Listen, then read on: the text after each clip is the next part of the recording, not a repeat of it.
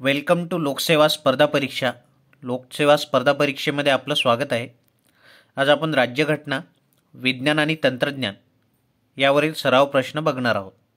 चला तर मग सुरुवात करूया. पहिला प्रश्न आहे, योग्य असलेले विधान निवडा. पहिले विधान आहे, राज्यघटनेच्या भाग 11 केंद्र आणि राज्यांमधील प्रशासकीय संबंधांशी संबंधित आहे. पहिले विधान बरोबर आहे. राज्यघटनेचा जो भाग 11 म्हणजे पार्ट 11 आहे तो केंद्र आणि राज्यांमधील प्रशासकीय तसेच लेजिस्लेटिव्ह म्हणजे कायदेशीर संबंधांशी संबंधित आहे. पहिले विधान योग्य आहे. दुसरे विधान आहे, राज्यघटनेतील कलम 256 ते 263 केंद्र आणि राज्यांमधील प्रशासकीय संबंधांशी संबंधित आहेत. दुसरे विधानही बरोबर आहे. राज्यघटनेतील कलम 256 ते 263 हे केंद्र आणि राज्यांमधील प्रशासकीय संबंधांशी संबंधित आहेत. कलम 256 ते 263 हे राज्यघटनेच्या भाग 11 मध्ये मोडतात. तिसरे विधान आहे, 1966 मध्ये भारतीय वनसेवा म्हणजे IFS इंडियन फॉरेस्ट सर्व्हिस ही तिसरी अखिल भारतीय सेवा म्हणून तयार करण्यात आली. तिसरे विधानही बरोबर आहे. 1966 मध्ये भारतीय वनसेवा म्हणजे इंडियन फॉरेस्ट सर्व्हिस ही तिसरी अखिल भारतीय सेवा म्हणून तयार करण्यात आली. चौथे विधान आहे, राज्यसभेच्या ठरावाच्या आधारे नवीन अखिल भारतीय सेवा निर्माण करण्यासाठी राज्यघटनेचे कलम 312 संसदेला अधिकृत करते. चौथे विधानही बरोबर आहे. राज्यसभेच्या ठरावाच्या आधारे नवीन अखिल भारतीय सेवा निर्माण करण्यासाठी राज्यघटनेचे कलम 312 संसदेला अधिकृत करते. थोडक्यात विधान क्रमांक 4चा सोपा अर्थ असा आहे की राज्यसभा कलम 312चा वापर करून नवीन अखिल भारतीय सेवा निर्माण करू शकते किंवा निर्माण करते. ही दिलेली चारही विधाने इथे योग्य आहेत. प्रश्न क्रमांक 2, खालीलपैकी कोणते विधान अयोग्य आहे? पहिले विधान आहे, 22 ऑक्टोबर 2008 रोजी श्रीहरिकोटा येथील सतीश धवन अंतराळ केंद्रातून 4 टप्प्यातील अंतराळ वर्कहॉर्स PSLV ध्रुवीय उपग्रह प्रक्षेपण PSLV द्वारे चंद्रयान 1 चे प्रक्षेपण केले गेले. पहिले विधान बरोबर आहे.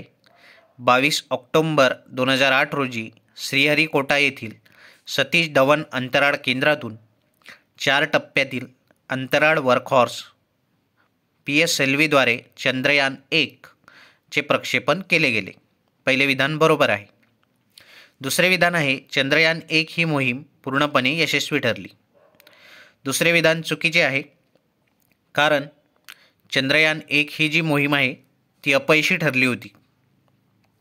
तिसरे विधान आहे, चंद्रयान 3 मोहिमेचे प्रक्षेपण LVM M4 लॉन्च व्हेइकलद्वारे 14 जुलै 2023 रोजी दुपारी 2:35 सतीश धवन अंतराळ केंद्र श्रीहरिकोटा येथून करण्यात आले. तिसरे विधान बरोबर आहे.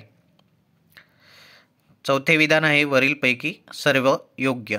याचं योग्य उत्तर आहे पर्याय क्रमांक 2, चंद्रयान 1 ही मोहीम पूर्णपणे यशस्वी ठरली. हे विधान चुकीचे आहे, कारण आपल्याला इथे अयोग्य विधान ओळखायचे आहे. या 4 विधानांपैकी अयोग्य विधान आहे विधान क्रमांक 2, चंद्रयान 1 ही मोहीम पूर्णपणे यशस्वी ठरली. कारण चंद्रयान हे विधान चुकीचे आहे, कारण चंद्रयान 1 ही मोहीम अपयशी ठरली होती. चंद्रयान 1, चंद्रयान 2च्या महत्त्वाच्या तारखा इथे दिलेल्या आहेत. लॉन्चिंग डेट आणि कंप्लिशन डेट इथे दिलेले आहेत. चंद्रयान 3 हे 14 जुलै 2023ला लॉन्च करण्यात आले. हा प्रश्न इथे घेण्याचे कारण की नासाने अलीकडेच चंद्रयान 3च्या विक्रम लँडरवर एक प्रयोग केला आणि नासाने या प्रयोगानंतर असे घोषित केले की आता चंद्रावर कुठलेही लोकेशन हे अचूकपणे मार्क करता येईल. आता चंद्रावर कुठलेही लोकेशन, कुठलीही जागा अचूकपणे आपल्याला मार्क करता येईल. प्रश्न क्रमांक 3 आहे, पुढील विधानांचा विचार करा आणि योग्य विधानाचे चयन करा. आपल्याला इथे योग्य विधान, बरोबर विधान ओळखायचं आहे. पहिले विधान आहे, भारताची संघराज्य प्रणाली कॅनेडियन प्रणालीवर आधारित आहे. म्हणजे भारताचं जे फेडरल स्ट्रक्चर आहे, फेडरल सिस्टीम जी आहे भारतामध्ये, ती कॅनडाच्या फेडरल सिस्टीमवर आधारित आहे. पहिले विधान योग्य आहे. भारताची जी संघराज्य प्रणाली आहे ती कॅनेडियन प्रणालीवर आधारित आहे. दुसरे विधान आहे, अमेरिकन प्रकारची फेडरल युनियन प्रशासनासाठी 13 सार्वभौम आणि स्वतंत्र राज्यांमधील कराराद्वारे तयार केली गेली आहे. दुसरे विधानही बरोबर आहे. युनायटेड स्टेट्स ऑफ अमेरिका हा जो देश आहे हा 13 सार्वभौम आणि स्वतंत्र राज्यांमधील कराराद्वारे तयार करण्यात आला आहे. अमेरिकन प्रकारची फेडरल युनियन प्रशासनासाठी 13 सार्वभौम आणि स्वतंत्र राज्यांमधील कराराद्वारे तयार केली गेली आहे. दुसरे विधानही बरोबर आहे. तिसरे विधान आहे, भारत सरकार कायदा 1935 लागू असेपर्यंत भारतामध्ये पूर्णपणे केंद्रीकृत एकात्मक राज्यघटना होती. तिसरे विधानही बरोबर आहे. भारत सरकार कायदा 1935 लागू असेपर्यंत भारतामध्ये पूर्णपणे केंद्रीकृत एकात्मक राज्यघटना होती. याचं योग्य उत्तर आहे पर्याय क्रमांक 4. वरीलपैकी सर्व विधाने योग्य आहेत. भारताची संघराज्य प्रणाली कॅनेडियन प्रणालीवर आधारित आहे, बरोबर. अमेरिकन प्रकारची फेडरल युनियन प्रशासनासाठी 13 सार्वभौम आणि स्वतंत्र राज्यांमधील कराराद्वारे तयार केली गेली आहे, बरोबर आहे. आणि भारत सरकार कायदा 1935 लागू असेपर्यंत भारतामध्ये पूर्णपणे केंद्रीकृत एकात्मक राज्यघटना होती. हे विधानसुद्धा बरोबर आहे. याचं योग्य उत्तर आहे पर्याय क्रमांक 4. वरीलपैकी सर्व योग्य आहेत. प्रश्न क्रमांक 4 आहे, खालीलपैकी असत्य असलेले विधान निवडा. पहिले विधान आहे, भारतीय संसदेला अनुच्छेद 4(2) नुसार सामान्य बहुमताने राज्यांची पुनर्रचना करणे किंवा त्यांच्या सीमा बदलणे शक्य आहे. पहिले विधान बरोबर आहे. कलम 4(2) नुसार सामान्य बहुमताने म्हणजे साध्या बहुमताने एखाद्या राज्याची पुनर्रचना संसद करू शकते किंवा त्या राज्याची बाउंड्री म्हणजे सीमासुद्धा बदलणे संसदेला शक्य आहे.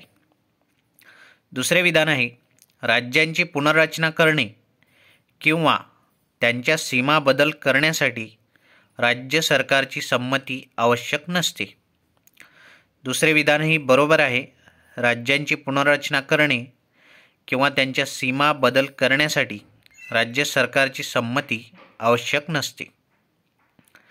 तिसरे विधान आहे, कलम 246 नुसार अवशिष्ट अधिकार म्हणजे रेसिड्युअल पॉवर्स म्हणजे राहिलेले अधिकार हे भारतीय राज्यघटनेने राज्यांना दिलेले आहेत. तिसरे विधान चुकीचे आहे. कलम 246 नुसार रेसिड्युअल पॉवर्स जे आहेत ते भारतीय राज्यघटनेने राज्यांना दिलेली नाहीत. कलम 246 हे भाग 11 मध्ये प्रशासकीय संबंधांशी संबंधित आहे. केंद्र आणि राज्यांच्या प्रशासकीय संबंधांशी संबंधित आहे. तिसरे विधान इथे चुकीचे आहे. चौथे विधान आहे, कलम 371F सिक्कीमच्या संदर्भात विशेष परिस्थितीची पूर्तता करण्यासाठी तरतूद करते. चौथे विधान बरोबर आहे. कलम 371F ही सिक्कीमच्या संदर्भात विशेष परिस्थितीची पूर्तता करण्यासाठी तरतूद करते. या प्रश्नावर आधारित एक प्रश्न आहे. कलम 246 काय आहे ते कमेंट बॉक्समध्ये मेन्शन करा. कलम 246 हे काय आहे कमेंट बॉक्समध्ये मेन्शन करा. पुढचा प्रश्न आहे, पुढे दिलेल्या विधानांचा लक्षपूर्वक वाचन करून अयोग्य असलेले विधान निवडा. पहिले विधान आहे, रामेश्वरम जवळील थुंबा हे ध्वनी रॉकेट प्रक्षेपित करण्यासाठी आंतरराष्ट्रीय सुविधा म्हणून निवडले गेले.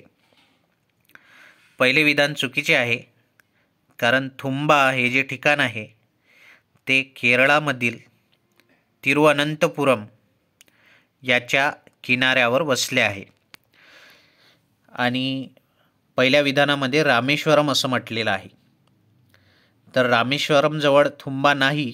रामेश्वरम आणि थुंबा यांच्यामध्ये 300 किलोमीटरच्या वर अंतर आहे. त्यामुळे पहिले विधान इथे चुकीचे ठरते. थुंबा हे ध्वनी रॉकेट प्रक्षेपित करणारे आंतरराष्ट्रीय सुविधा केंद्र आहे, परंतु ते रामेश्वरमजवळ नाही, तर ते तिरुअनंतपुरम, केरळामधील तिरुअनंतपुरम जवळील थुंबा हे ध्वनी रॉकेट प्रक्षेपित करण्यासाठी आंतरराष्ट्रीय सुविधा केंद्र आहे. त्यामुळे पहिले विधान इथे चुकीचे आहे. तिथे रामेश्वरम नसून तिरुअनंतपुरम पाहिजे होते. दुसरे विधान आहे, साराभाईच्या सन्मानार्थ थुंबा कॉम्प्लेक्सचे विक्रम साराभाई स्पेस सेंटर नामकरण करण्यात आले. दुसरे विधान बरोबर आहे. साराभाईच्या सन्मानार्थ थुंबा कॉम्प्लेक्सचे विक्रम साराभाई स्पेस सेंटर असे नामकरण करण्यात आले. तिसरे विधान आहे, इंडियन स्पेस रिसर्च ऑर्गनायझेशन म्हणजे इस्रो भारतीय अंतराळ मोहीम राबवण्यासाठी व रॉकेट बनवण्यासाठी 15 ऑगस्ट 1969 रोजी इस्रोची स्थापना करण्यात आली. तिसरे विधान बरोबर आहे.